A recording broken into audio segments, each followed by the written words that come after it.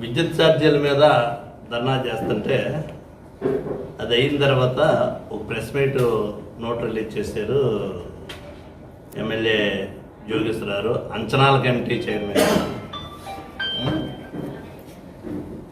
దీంట్లో అసలు విద్యుత్ ఛార్జీలు అనేటువంటి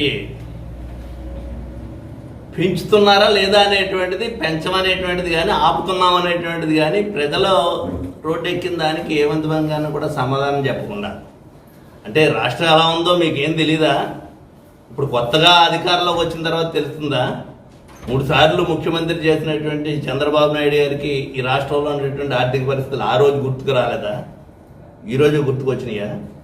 ఎంతసేపు చెప్తారు ఇంక జగన్మోహన్ రెడ్డి గారు వైఫల్యాలు, జగన్మోహన్ రెడ్డి నాశనం చేసాడని చెప్పేసి అన్నీ నమ్మి మీరు చెప్పినట్టే అనుకుందాం, జగన్మోహన్ రెడ్డిని నమ్మి నమ్మకం లేక అతను నాశనం చేసాడు అనేటువంటిది మీరు చెప్పినట్టే అనుకుంటే అందుకే కదా మీకు అధికారం ఇచ్చారు. ఇలా మీరేం చేస్తారో చెప్పడం మానేసి ఆ జగన్కు పడేది దేనికి? ఇంకెన్నిసార్లు చెప్తారు ఇది? విద్యుత్ ఛార్జీలు పెంచుతున్నారా లేదా అనేటువంటిది, పెంచింది వాస్తవా కాదా అనేటువంటి చెప్పడం మానేసి జగన్ టైంలో 9 సార్లు పెంచారు, ఈ 19 నుంచి 24 వరకు అంటున్నారు. 19-24 ఎన్నికల సమయంలో బహిరంగ సభల్లో చంద్రబాబు నాయుడు గారు అనేక సార్లు మాట్లాడుతూ విద్యుత్ ఛార్జీలు పెంచం, అవసరమైతే తగ్గిస్తాం కూడా అనేటువంటిది చెప్పినటువంటి విషయాన్ని ఈ సందర్భంగా ఆయన గుర్తు చేసుకోవాలనేటువంటి పనులు చేస్తున్నాం. జగన్ గారు పెంచినప్పటికీ అది ప్రభుత్వమే, రోప్ ఛార్జెస్ అనేటువంటి ఏవైతే ఉన్నాయో అవి ప్రభుత్వమే భరించి డిస్కమ్లకి మరి కంపెనీలకి చెల్లించినటువంటి పరిస్థితులు ఉన్నాయి.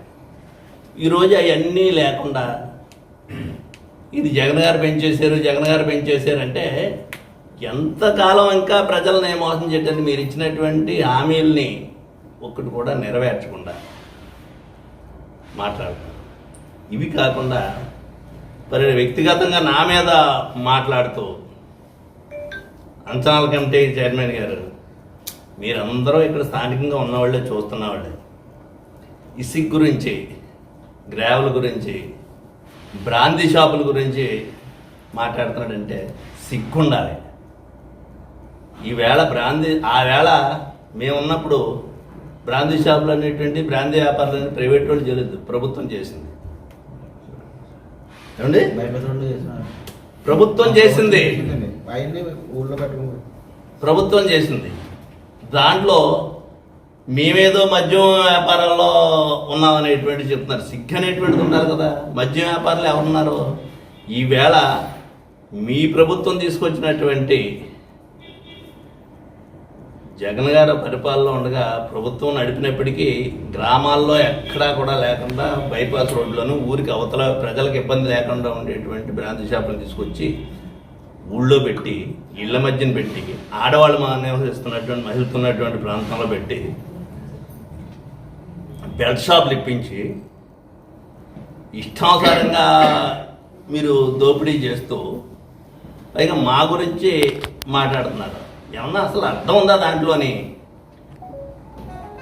ఆ రోజు ప్రభుత్వం చేసినటువంటి మద్యం పాలసీ అది.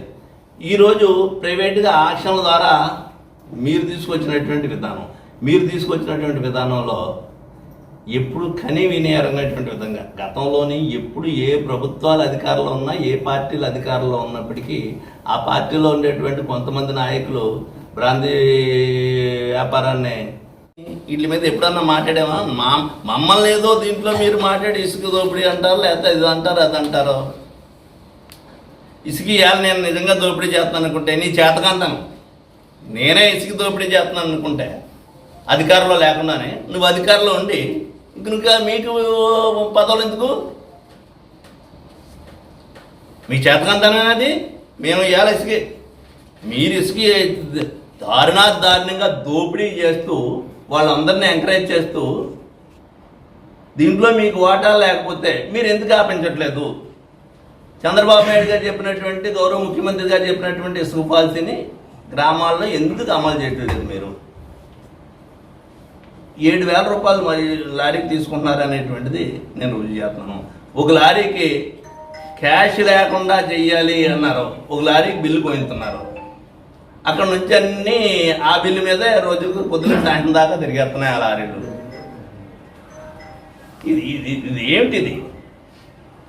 అంటే ఇదేమి చంద్రబాబు నాయుడు గారికి తెలియదు అనుకుంటే నమ్మాల ప్రజలు. అసెంబ్లీలో బల్ల ఉద్దేశి ఇసుక పాలసీ మేము ఫ్రీ ఇసుక అని చెప్తారు. చాలా దుర్మార్గమైనటువంటి విధంగా మీరు ఇక్కడ ఏమి దోపిడీ చేసినా ఏం చేసినా ఈ రోజు వరకు నేను ఎన్నికల తర్వాత ఫస్ట్ టైమో సెకండ్ టైం ఏమో ప్రెస్ మీట్ పెట్టడం, ఫస్ట్ ప్రెస్ మీట్. ఇప్పుడు దాకా ఇక్కడ ఏం జరుగుతుందని నాకు తెలియ మాట్లాడుకుంటున్నానా? మీరు దోపిడీ చేసేట్టు నా మీద బురద జల్లేటువంటి కార్యక్రమం ఇదంతా ఏం మాట్లాడుతున్నారు మీరు? ఇసుక నాకు సంబంధం చెప్తారు, బ్రాందీ షాపులో నాకు సంబంధం చెప్తారు. నేను ఇవాళ చెప్తున్నాను, బ్రాందీ షాపుల్లో నాకు గతంలో కానీ ఇప్పుడు కానీ నాకు సంబంధం లేదనేటువంటిది నేను ఎక్కడికి కావాలితే అక్కడికి వచ్చి ప్రమాణకం చేస్తాను. ఈ బ్రాందీ షాపుల్లో నా కోటాలు లేవని చెప్పండి. ఇప్పుడు మీరు ఇప్పుడు జరిగేటువంటి బ్రాందీ వ్యాపారం ఏదైతే జరుగుతుందో ఇక్కడ ఈ లిక్కర్ తోటి నాకు సంబంధం లేదనేటువంటి చెప్పండి. చెప్పగలిగితేనే మీరు అలా చెప్పారంటే ఒక్క బెల్ట్ షాప్ కూడా లేకుండా తీయించాలి. తీయించగలిగితేనే దాంతో మీకు సంబంధం ఉందో లేదో అనేటువంటి తెలియదు. ఇంత యథచ్ఛందంగా ఎక్కడికక్కడ మున్సిపల్ ఆఫీస్ పక్కనే బెల్ట్ షాపులు నడుస్తుంటే, మెయిన్ షాప్ కంటే మించిపోయినటువంటి అలంకారంతో బెల్ట్ షాపులు నడుస్తుంటే నాకేం తెలియట్లేదు అంటే ఆ బెల్ట్ షాప్ బ్రాండ్ షాప్ గురించి మా మీద బుర్ర చెల్తే ఏం చెప్పాలి ఇక్కడ మేము? ఇంతకంటే దుర్మార్గం అనేటువంటిది ఉంటుందా? నేనేమన్నా మీరు మీ గురించి నేను మాట్లాడింది వీటి గురించి ఇవన్నీ నాకు తెలుసు, చెప్పుకోవాల్సినటువంటి టైంలో చెప్తాం, ప్రజలకే గమనిస్తారు కదా అని ఊరుకుంటే మీరు వచ్చి ప్రెస్ మీట్ పెట్టి బ్రాందీ వ్యాపారాల గురించి, ఇసుక వ్యాపారాల గురించి, నా గురించి, గ్రావుల గురించి మాట్లాడుతున్నారు. ఈ ఇసుక అంతా నేను చెప్పినటువంటి గత ప్రభుత్వంలో ఇసుక స్టాకులు పెట్టినవి అన్నీ కూడా ఇక్కడ మీరు అమ్మేశారు అని చెప్పేసి కలెక్టర్ గారు 2-3 విఆర్ఓల మీద ఫైన్ కూడా వేసారు. బ్రాందీ షాపులు కానీ బ్రాందీ వ్యాపారం కానీ చేసేమో చెప్పండి. పోనీ ఇప్పుడు కాదు, నేను రామచంద్రపురం 4 సార్లు ఎమ్మెల్యే చేసినప్పుడు అప్పుడు కూడా చెప్పండి కావాలనే. ఈ రకంగా బరి తెగించి మీరు బ్రాందీ వ్యాపారాల్లో జాయిన్ అయ్యి బెల్ట్ షాపులు, ఆయనేమో అక్కడ ముఖ్యమంత్రి గారు ఇసుక మీద బ్రాందీ షాపుల మీద కథం దొక్కేస్తూ సాక్షాత్తు అసెంబ్లీ సమావేశాల్లో గౌరవ ముఖ్యమంత్రి గారు మాట్లాడుతూ ఎవరో బ్రాందీలో ఇన్వాల్వ్ కావడానికి వీల్లేదు, బ్రాందీ షాపుల్లో బెల్ట్ షాప్ పెడితే ఫస్ట్ టైం పెడితే 5 లక్షల రూపాయలు ఫైన్ వేస్తాం బెల్ట్ పట్టుకుంటే, సెకండ్ టైం అయితే లైసెన్సే క్యాన్సిల్ చేస్తాం, ఆ షాప్ లైసెన్సే క్యాన్సిల్ చేస్తామని చెప్పినటువంటి విషయాలు రాష్ట్ర ప్రజలందరూ చూస్తున్నారు.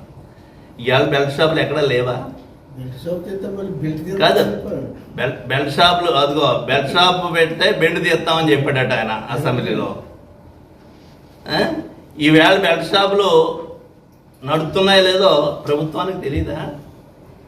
ఏదో ఒక చోట అయితే మాట్లాడగలుగుతాం. గ్రామానికి 2-3 బెల్ట్ షాపులు ఉన్నాయి, 2-3 బెల్ట్ షాపులు నడుస్తున్నాయి. ఈ బెల్ట్ షాపులను ప్రోత్సహించేది మీరు ప్రోత్సహిస్తున్నారు. మేము దీన్ని మేము తప్పు పట్టలేదు, కానీ మీరు మా మీద బురద జల్లేటువంటి కార్యక్రమం చేస్తున్నారు. ఇవేటి వరకు నేను బెల్ట్ షాపుల గురించి మాట్లాడినటువంటి సందర్భం లేదు. ఫస్ట్ టైం నేను ఇక్కడ ప్రెస్ మీట్ పెట్టి మాట్లాడుతున్నాను. ఈ బెల్ట్ షాపులు అనేటువంటివి మీరు వ్యాపారం మొదలుపెట్టినప్పటి నుంచి గవర్నమెంట్ ఏదైతే యాక్షన్స్ పెట్టిందో అప్పటి నుంచి బెల్ట్ షాపులు అనేటువంటివి నడుస్తున్నాయి. సరే, ఏదో నడుతుందని చెప్పేసి అనుకుంటే అక్కడేమో ఆ అసెంబ్లీలో ఆయన వదలగొట్టేస్తాడు, ఇక్కడేమో మాకు తిరిగి కొబ్బరి చెట్టు ఎందుకు ఎక్కుతూ ఉంటే దూడగడ్డకి అన్నట్టో లేకపోతే ఏడుతూ ఉంటుంది అంటే ఎగదొప్పటానికి అని చెప్పినట్టు ఇది మా మీద బురద చెల్తాడు. మాకు బ్రాంతి షాపుల్లో వాటాలని బాగా సంబంధం అని చెప్తాడు. నేను మీకు ఎవరికీ తెలీదా ఆయనకి బ్రాంచ్ షాపులు నడిపిస్తున్నట్టు ఆయన కోటాలు ఉన్నట్టుని? ఈ రాష్ట్రంలో అందరి ఈ నియోజకవర్గంలో అందరికీ తెలుసు. గ్రామానికి 3-4 షాపులు బెల్ట్ షాపులు ఉన్నాయి. ఎందుకు మున్సిపల్ ఆఫీస్ పక్కనే బెల్ట్ షాప్ నడుస్తుంటే కనపట్టలేదా మీకు? అంటే ఆయన చెప్పేదానికి మీరు చెప్పేదానికి మీరు చంద్రబాబు నాయుడు గారు మీరు మాట్లాడుకుని చేస్తున్నటువంటిది అయితే చంద్రబాబు నాయుడు గారికి తెలియకుండా చేస్తున్నటువంటిదా? సరే ఇవన్నీ అనుకుంటే పోనీ ఇవన్నీ పక్కన పెడితే ప్రభుత్వ విధానాల్లో ప్రభుత్వ వ్యవస్థలు ఉన్నాయి కదా. ఇంటెలిజెన్స్ వాళ్ళు కానీ లేకపోతే ఎక్సైజ్ డిపార్ట్మెంట్ వాళ్ళు కానీ లేకపోతే ఇంకా ఉన్నటువంటి డిపార్ట్మెంట్లు కానీ ప్రభుత్వానికి ఏం జరుగుతుందో చెప్పట్లేదా? ఇంకా అటువంటి అప్పుడు మీ స్టేట్మెంట్లు ఎందుకు? ఎవరు అడిగారు మిమ్మల్ని బెల్ట్ షాప్ పెడతారా పెట్టరా అనేటువంటిది ఎవరు అడగలేదు. మీరు చెప్పిందే బెల్ట్ షాప్ పెడితే బెండ్ తీస్తామని చెప్పినటువంటి విధానంగా మాట్లాడారని చెప్పేసి ప్రజలు చెప్తున్నారు. ఇది చాలా దుర్మార్గం. ఇక్కడ జరుగుతున్నటువంటిది మేము అడిగినటువంటిది కరెంటు ఛార్జీలు గతానికి ఇప్పటికీ ఉన్నటువంటి తేడా ఎందుకు వచ్చింది? పెంచేది మీరు పెంచనని చెప్పేసి స్టేట్మెంట్లు బహిరంగ సభల్లో మాట్లాడినటువంటి స్టేట్మెంట్ని అడగటం కోసమే ప్రజల పక్షాన మేము ఉన్నామని చెప్పేసి ఓ రిప్రజెంటేషన్ ఇస్తే కరెంట్ ఛార్జీలు పెంచారని చెప్పేసి దానికి బురద చల్లేటువంటి కార్యక్రమం అంతా చేసి ఏంటి దానికి తగ్గిస్తున్నారా లేకపోతే పెంచుతున్నారా లేకపోతే పెంచలేదా? రోప్ ఛార్జెస్ అనేటువంటి ప్రభుత్వానికి కట్టవలసినటువంటి ఛార్జెస్ ఏమైనా ఉంటే అవి ప్రజల మీద భారం వేయకుండా ప్రభుత్వం తరపు నుంచి కట్టాలి.